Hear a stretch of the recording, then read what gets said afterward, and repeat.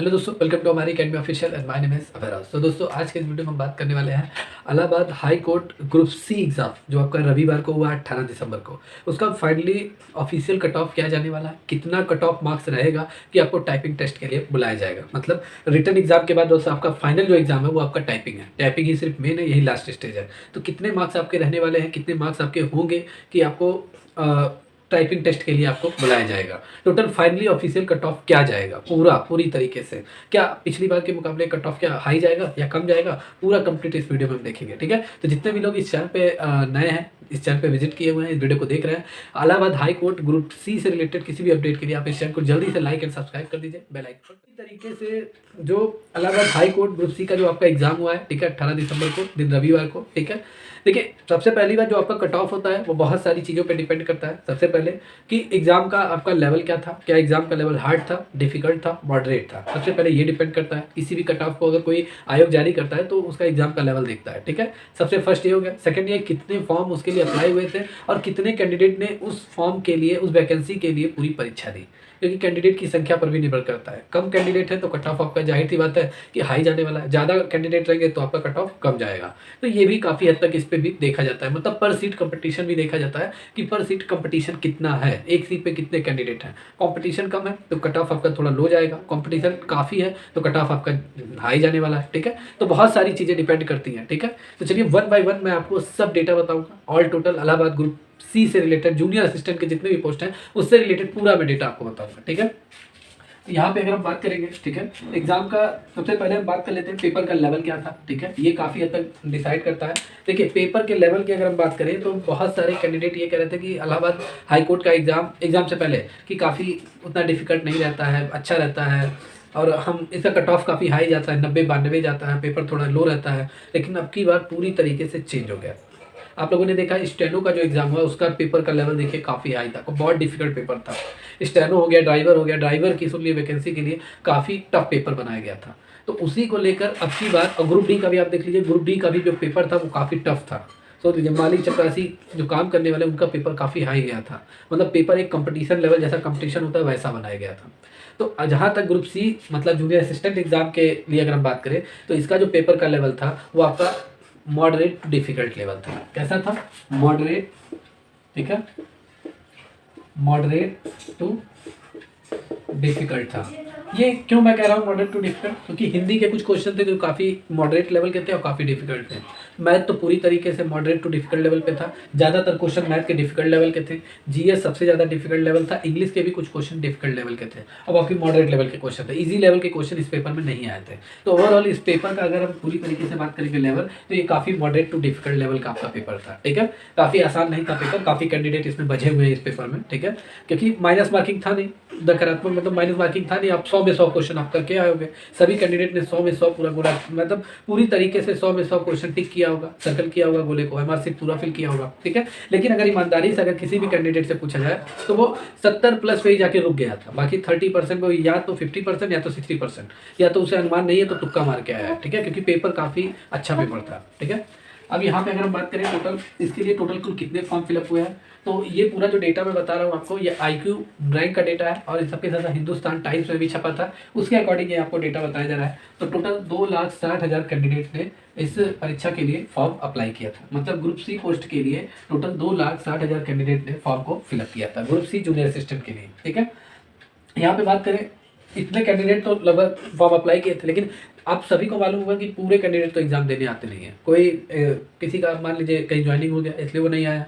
दूसरी बात है कई कैंडिडेट जिनका तैयार नहीं रहता है वो भी फॉर्म अप्लाई कर देते, वो भी नहीं आते पेपर देने।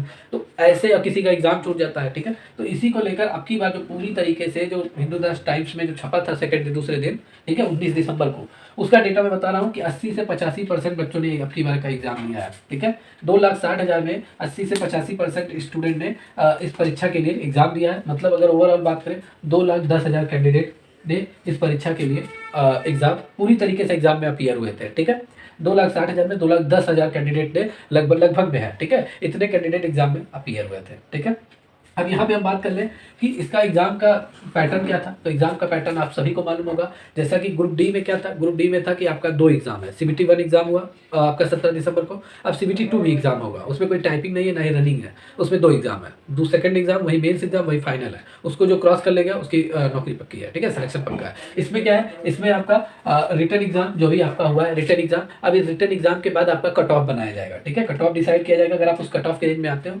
तो आपको टाइपिंग के लिए बुलाया जाएगा, ठीक है। तो सेकंड स्टेज इसमें क्या है, टाइपिंग है। टाइपिंग मस्ट है। अगर आप टाइपिंग पास करते हो तो आपका सिलेक्शन पक्का है 100%, ठीक है। तो टाइपिंग मस्ट रहने वाला है। रिटन एग्जाम, इसमें 2 ही स्टेज है, रिटन एग्जाम है और टाइपिंग है, ठीक है। अब यहाँ पे हम बात कर लेते हैं टोटल इसका रिजल्ट कब तक आने वाला है, क्योंकि काफ़ी कैंडिडेट ने मैसेज करके कमेंट करके पूछा है सर इसका रिजल्ट कब तक आएगा। तो इसके रिजल्ट की अगर हम बात करें तो इसका रिजल्ट आपका जनवरी के सेकेंड वीक तक आ जाएगा, ठीक है। जनवरी के सेकेंड वीक तक पूरी तरीके से इसके रिजल्ट आने के चांसेस हैं, क्योंकि अभी इसका जो एग्ज़ाम जो करा रही है वो एनटीए करा रही है, नेशनल टेस्टिंग एजेंसी करा रही है। तो वो जाहिर सी बात है अभी उसको टाइपिंग भी लेना है, और ये काफ़ी एक अच्छी एजेंसी होती है, मतलब हर एक काम को देर से नहीं करती है, उसको तुरंत फाइनल कर ही देती है। तो इसका जो टाइपिंग होगा वो लगभग जनवरी के सेकंड वीक तक लगभग पूरी तरीके से आपका रिजल्ट आ जाएगा। और टाइपिंग जो है आपका वो जनवरी के थर्ड वीक, मतलब 1 महीने के समय आपको मिलेगा। फरवरी मार्च में आपकी टाइपिंग चालू, मतलब एग्ज़ाम आपका लेना चालू हो जाएगा, ठीक है। अब यहाँ पे हम बात करते हैं टोटल कुल कितने पोस्टों के लिए ये इसमें टोटल कुल कितने पोस्ट थे ग्रुप सी में। तो 10 तो 21 पोस्ट थे, ठीक है। 10 तो 21 पोस्ट के लिए 2,10,000 कैंडिडेट ने एग्जाम दिया है। तो कंपटीशन काफ़ी टाइट है, काफ़ी कंपटीशन इसमें है, ठीक है। कंपटीशन बहुत है हर एक सीट पर। तो 1,021 पद के लिए आपके 2,10,000 कैंडिडेट समथिंग ने पेपर दिया है, ठीक है। अब मैं अब यहाँ पे बात करता हूँ टोटल आपके फाइनल कट ऑफ क्या जाने वाले हैं कि आपको टाइपिंग टेस्ट के लिए बुलाया जाएगा। अगर इतने मार्क्स आपके रह रहे हैं तो आप पूरी तरीके से टाइपिंग के लिए अभी से तैयारी चालू कर दीजिए। 100% आपको टाइपिंग टेस्ट के लिए बुलाया जाएगा, ठीक है। तो यहाँ पे सबसे पहले हम बात कर लेते हैं पेपर का, ठीक है। पेपर जो आपके हुए हैं 100 क्वेश्चन, 100 मार्क्स के आपके पेपर थे। Hindi, math, English, GK, GS, current, इन सभी को मिला के आपके 100 क्वेश्चन 100 मार्क्स के थे, ठीक है। अब बहुत सारे कैंडिडेट से जो मैंने रिव्यू लिया है, सभी कैंडिडेट से जो मैंने पूछा है कमेंट करके, ठीक है, सभी कैंडिडेट ने जो अपने अपने आंसर दिया है कि आफ्टर पेपर के बाद कि सर मेरा हिंदी में, ठीक है, बहुत सारे कैंडिडेट ने कहा है कि सर मेरा हिंदी में 17, तो किसी ने कहा कि सर मैंने 18, तो किसी ने कहा मैंने 19, इतने इतने क्वेश्चन मैं अटेम्प्ट करके आया हूँ। और हिंदी का जो पेपर अब की बात था वो मॉडरेट लेवल का पेपर था, ठीक है, ज़्यादा डिफिकल्ट नहीं था और इजी वाले क्वेश्चन तो थे नहीं, मॉडरेट लेवल के क्वेश्चन थे। जो कैंडिडेट अगर वो कंपटीशन की तैयारी कर रहा है तो वो हिंदी के लगभग 17 से 22 के बीच में आसानी से वो पूरा अटेम्प्ट कर सकता है। जो कंपटीशन की तैयारी कर रहा है उसके 17 से 22 के बीच में आसानी से वो पूरा क्वेश्चन अटेम्प्ट कर सकता है, ठीक है। तो मॉडरेट लेवल का पेपर था। मैथ की बात करें तो मैथ अब की बात मॉडरेट टू डिफिकल्ट था। कुछ क्वेश्चन मैथ के ऐसे आए थे कि वो काफ़ी ही डिफिकल्ट थे, ठीक है। तो और कुछ क्वेश्चन काफ़ी इजी लेवल के भी आए थे। परसेंटेज के क्वेश्चन जितने थे वो काफ़ी इजी थे, ठीक है। तो मैथ का ओवरऑल बात करें, काफ़ी कैंडिडेट ने कहा सर मेरा 15 हुआ है, किसी ने कहा सर मेरा 16 हुआ है, किसी ने कहा मैंने 18 अटेम्प्ट किया मैथ का, ठीक है। तो ये ओवरऑल मैथ का। इंग्लिश का जो आपकी बात पेपर था वो भी मॉडरेट टू डिफिकल्ट लेवल था। काफ़ी डिफिकल्ट पेपर, कंप्रीहेंशन जो बना था वो काफ़ी डिफिकल्ट था। तो moderate to difficult level paper था इंग्लिश का, ठीक है। बहुत सभी कैंडिडेट ने 12 से 15 के बीच में ही अटेम्प्ट किया था इंग्लिश के लिए। नेगेटिव मार्किंग नहीं है, वो अलग बात है, क्योंकि देखिए नेगेटिव मार्किंग नहीं होता है तो हम लोग क्या करते हैं, पूरा क्वेश्चन अटेम्प्ट करते हैं। लेकिन जो ईमानदारी से सभी कैंडिडेट जो जिनको जितना आंसर आ रहा था वो इंग्लिश में 12 से 15 ही कर ही पाए थे और बाकी सब तुक्का पे गया था, तुक्का मार मार के आए थे, ठीक है।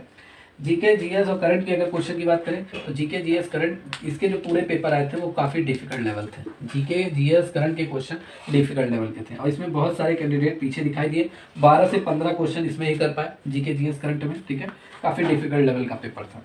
तो ये overall Hindi moderate level, math moderate to difficult था, इंग्लिश मॉडरेट टू डिफिकल्ट था और करंट जीएस के क्वेश्चन काफ़ी डिफिकल्ट थे। और सभी कैंडिडेट लोग इसी के रेंज में ही क्वेश्चन को अटेम्प्ट नहीं कर पाए, ठीक है। वो अलग बात है, नेगेटिव मार्किंग नहीं तो 100 में 100 सभी नहीं किया है, तुक्का मार मार के इधर उधर। लेकिन ज़्यादातर कैंडिडेट कहने लगे सर मैंने 70+ क्वेश्चन मैंने सही सही लगाया, बाकी उधर मैंने तुक्का पूरा मारा है, ठीक है। बहुत सारे कैंडिडेट ने कहा। तो ओवरऑल बात करें इसका जो पेपर का जो लेवल था वो काफ़ी डिफिकल्ट था। तो आपका जो कट ऑफ जाने वाला है वो थोड़ा आपका कट ऑफ लो जाएगा, ठीक है, पूरी तरीके से आपका लो जाएगा। भ्रम में मत रहिएगा। बहुत सारे कैंडिडेट कह रहे थे कि 90+ जाएगा, 95+ जाएगा, ये ऐसा कभी नहीं है, क्योंकि पिछली बार जो एग्जाम हुआ था वो आपका इलाहाबाद हाई कोर्ट ही करा रहा था। आपकी बार नेशनल टेस्टिंग एजेंसी करा रही है, अलग एजेंसी करा रही है। तो आपके कट ऑफ, क्योंकि पेपर आपने देख ही दिया, क्योंकि काफ़ी डिफिकल्ट पेपर था इसलिए कट ऑफ आपके ईजी मतलब थोड़े लो जाने ही वाले हैं, ठीक है। क्योंकि पेपर काफ़ी डिफिकल्ट था, ठीक है। और जहाँ तक बात यह है कि टाइपिंग के लिए जहाँ तक जितने भी डेटा हमें वेबसाइट से मिले हैं, टाइपिंग के लिए लगभग ज़्यादा से ज़्यादा 9 या 10 गुना कैंडिडेट टाइपिंग के लिए भी बुलाए जाएंगे, ठीक है। काफ़ी संख्या में कैंडिडेट को टाइपिंग के लिए बुलाया जाएगा, क्योंकि टाइपिंग में बहुत सारे कैंडिडेट फेल हो जाते हैं, ठीक है। तो यहाँ पे अगर हम बात करें जनरल की कट ऑफ क्या रहने वाली है, देखिए जितने भी कैंडिडेट जो जनरल से बिलोंग करते हैं, जनरल वाले कैटेगरी के हैं, अगर उनका 70 प्लस मार्क्स आ रहा है तो वो पूरी तरीके से सेफ है। 70 प्लस अगर मार्क्स आ रहा है तो आप टाइपिंग चालू कर दीजिए।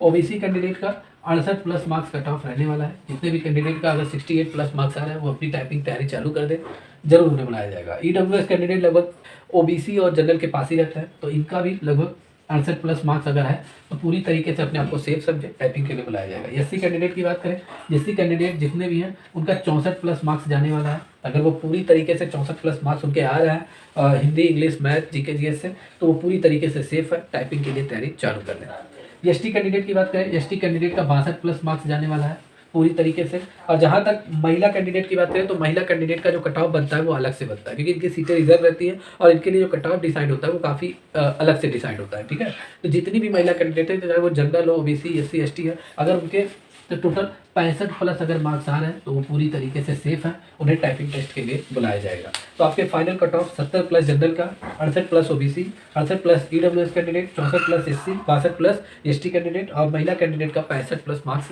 कट ऑफ जाने वाला है। अगर आपके मार्क्स इसके बीच में आ रहे हैं तो आप अभी से टाइपिंग के लिए चालू कर दीजिए, टाइपिंग करना चालू कर दीजिए, ठीक है। क्योंकि टाइपिंग मस्ट है, typing is the last stage. अगर इसको आपने क्वालिफाई कर लिया आपका सिलेक्शन पक्का है।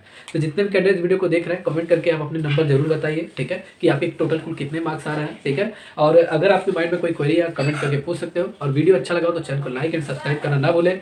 और Allahabad high court group C से रिलेटेड अगर कोई भी अपडेट आती है आपको इस चैनल के माध्यम से मिलती रहेगी। तो जल्दी से चैनल को लाइक कर दीजिए, सब्सक्राइब कर लीजिए, बेल आइकन पर प्रेस कर दीजिए। हैशटैग हमारी अकेडमी ऑफिशियल।